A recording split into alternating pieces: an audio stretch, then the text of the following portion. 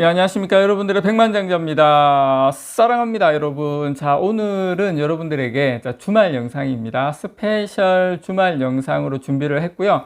오늘은 로봇칩. 사실은 삼성전자가 엔비디아의 파운드리를 수주를 했습니다. 파운드리를 수주를 했는데 요게 많은 분들이 지금 잘 모르시고 또 이 부분이 갖는 의미, 사실 삼성전자가 엔비디아의 파운드리를 수주했다. 이거 큰 뉴스이긴 한데, 근데 생각보다 많은 분들이 이게 얼마나 지금 삼성전자에게 HBM 다음으로 어떻게 보면 HBM 이상 가는 먹거리다라는 부분을 설명을 좀 드려야 되겠다 해서 오늘 이 부분에 대해서 주말 영상으로 일단 제작을 했습니다.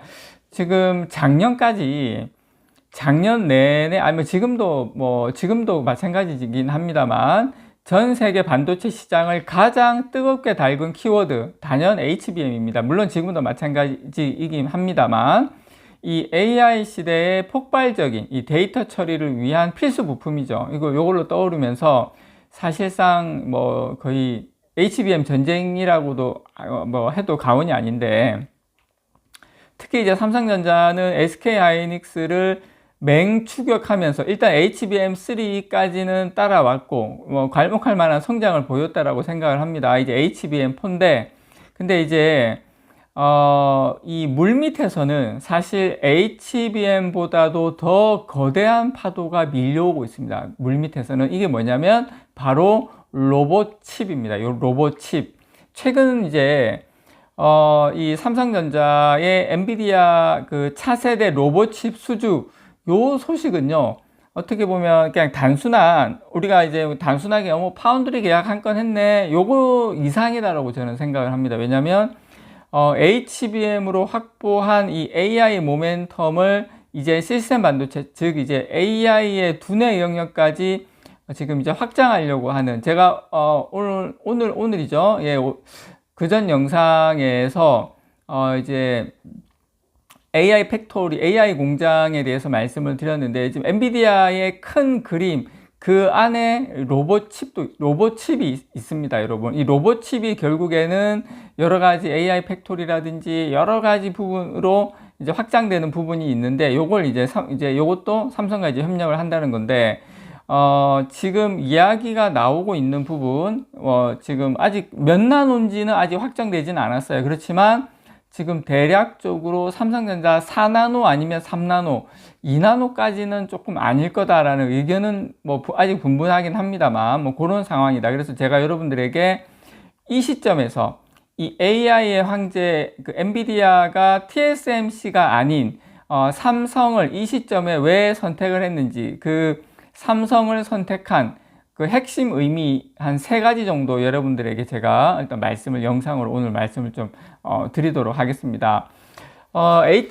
일단 먼저 HBM 다음이 왜 로봇칩이냐, 그 부분은 지금까지의 이 AI 같은 경우에는 대부분 데이터 센터, 즉 이제 가상 세계 안에 머물러 있었습니다. 가상 세계에서.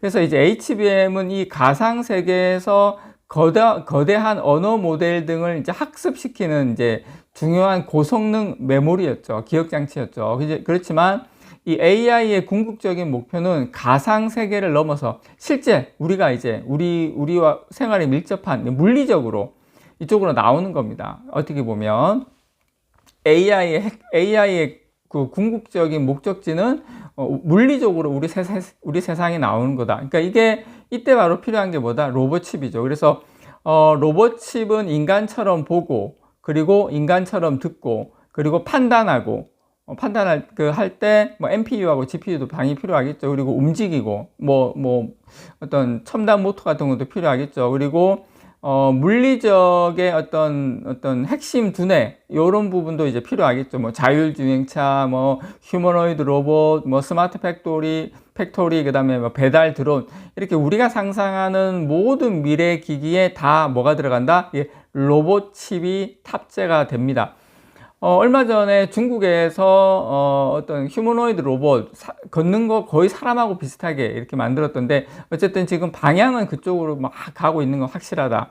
그래서 물리적 AI 시장을 주도하는 것이 바로 지금 엔비디아가 목표하는 목적지 중에 하나입니다. 반도체 앞으로 무진장 들어가겠죠. 그래서 이 GPU로 AI 학습 시장을 평정한 엔비디아는 이제 뭐다? 예, 로봇 그리고 자율주행 이런 플랫폼으로 시장을 지금 장악하려고 하는 그 다음으로 넘어가려고 하고 있다.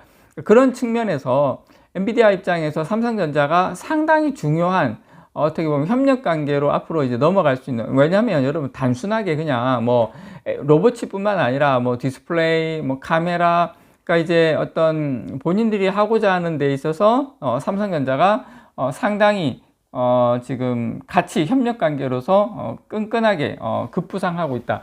그래서 이번 엔비디아의 로봇칩 수주가 단순한 어떤 공장 가동률 상승 뭐 이런 수준을 넘어서 이 주가 부양 이상의 훨씬 더 깊고 전략적인 의미가 있다. 그럼 이게 세 가지가 뭐냐? 오늘 그 부분 여러분께 말씀을 좀 드리면, 일단 첫 번째, 이 AI 가속기를 넘어서 물리적 AI로의 확장이다. 자, 지금까지 AI 칩의 주류는 데이터 센터 안에 들어가는 뭐 GPU 여기에 집중이 됐었죠. 근데 HBM 역시 이 가속기를 위한 단순한 이제 부품이었는데 이제는 다릅니다. 하지만 로봇칩은 좀 다릅니다. 로봇칩은 엣지 디바이스, 그러니까 무슨 말이냐면 로봇, 뭐 자율주행차, 드론처럼 현장에서 그 기기 자체가 직접 데이터를 처리하고 작동하는 기기에 어떤 이제 그런 부분으로 넘어가고 있는 거예요. 그게 이제 엣지 디바이스인데, 그래서 시장의 규모와 잠재력 면에서 단순히 데이터 센터용 칩을 훨씬 능가할 수 있는 거대한 시장입니다. 이쪽이 이제. 그래서 이제 삼성전자가 이 엔비디아의 핵심 로봇 칩을 수주했다는 것은 이 폭발적으로 성장할 이 물리적 AI 시장의 가장 중요한 이 공급망에 삼성전자가 엔비디아의 협력사로 일단 진입을 했다. 이게 저는 큰 의미가 있다고 생각을 하고요. 이것은 저는 이 시스템 반도체 분야에서 결정적인 저는 쾌거라고 생각을 합니다. 그래서 단순히 부품을 공급하는 것을 넘어서 미래 산업의 뇌를 만드는 파트너로 이제 엔비디아가 삼성전자와 같이 가겠다. 저는 하나의 그런 의미가 있는 그런 큰 반전이다라고 생각이 들고요. 그 다음 뭐냐면, 자, 파운드리 시장의 절대 강자인 TSMC를 추격할 수 있는 신호탄이다. 자, 솔직히 저는 인정합니다. 인정하는 건 그동안 7나노 이하 어떤 최첨단 파운드리 시장은 대만의 TSMC가 사실상 독점을 했습니다. 뭐 애플, 뭐 퀄컴, 뭐 엔비디아도 마찬가지죠. 주력 이제 GPU, 뭐 H100, 뭐 B200 이런 대부분 TSMC가 생산을 했죠. 뭐 지금도 생산하고 앞으로도 영향력이 없는 건 아닐 겁니다. 그렇지만 삼성전자는 지금 여러 가지 어려움을 겪었죠. 3나노에서 수율 문제, 여러 공정 문제, 뭐 여러 가지 어려움을 겪었지만 이번에 엔비디아 로봇칩 수준은 예전하고는 삼성전자 파운드리의 상황이 그래도 달라졌다는 걸 확실하게 엔비디아가 보여줬다. 물론 테슬라가 삼성전자 2나노 수주도 마찬가지겠지만 그 엔비디아가 상당히 까다롭습니다, 여러분. 엔비디아처럼 까다로운 큰손 고객이 삼성 파운드리의 물량을 맡겼다는 것 자체가 삼성전자의 물론 4나노가 될지 또는 3나노가 될지는 모르겠지만 어쨌든 두 공정 다 유의미한 수준까지 수율이 올라왔다는 것, 안정화됐다는 것을 저는 시사한다고 보고요. 자, 엔비디아 입장에서도 TSMC에 대한 과도한 의존을 낮추는 어떻게 보면 공급망 다변화가 어떻게 보면 엔비디아 입장에서도 생존이 걸린 문제 아니겠습니까? 그래서 HBM 파트너십을 통해서 신뢰를 이제 삼성전자가 어느 정도 쌓아왔는데 이제 파운드리에서도 이제 최적의 대안으로 부상한 거 아니냐, 이렇게 저는 개인적으로 생각을 하고요. 만약 이번 로봇칩 수주가 4나노 혹은 3나노 정도의 최첨단 공정이라면 저는 삼성전자 파운드리가 드디어 TSMC와 어떻게 보면 본 게임을 시작할 수 있는 그 추격의 신호탄을 이제 쐈다. 그렇게 저는 개인적으로 여러분께 말씀을 좀 드리고 싶습니다. 그리고 이번 그 수주, 로봇칩 수주가 갖는 마지막 세 번째는 뭐냐면, 삼성전자의 미래 먹거리, 물론 여러 가지 미래 먹거리가 있긴 한데, 이 시스템 반도체 비전이 구체화될 수 있다.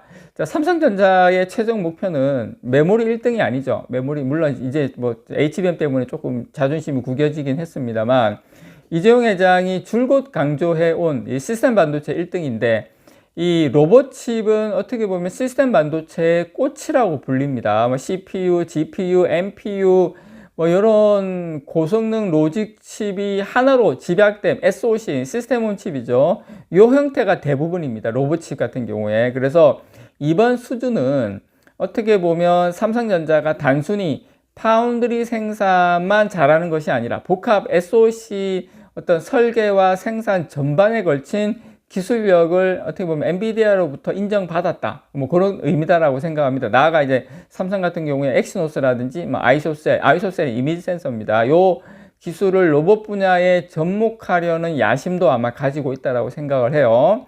그래서 어쨌든 엔비디아와의 협력은 그러한 기술을 검증받고 또 업계 최고의 이 레퍼런스 경험을 쌓는 결정적인 저는 계기가 될 거라고 생각을 합니다. 그래서 요약을 하자면 HBM이 현재의 이 확실한 캐시카우를 책임을 진다면 로봇칩 수준은 미래의 어떤 핵심 성장 동력을 확보했다. 가장 중요한 전략적 포석이다라고 생각을 합니다. 그래서 물론 그렇다고 해서 뭐 아예 삼성전자가 문제가 없냐, 그건 아니에요. 제가 봤을 때 문제도 분명히 있습니다. 예를 들어서 수율도 좀 확보해야 되고요. 압도적인 수율이 나와야 되고, 그 다음에 이제 패키징 기술.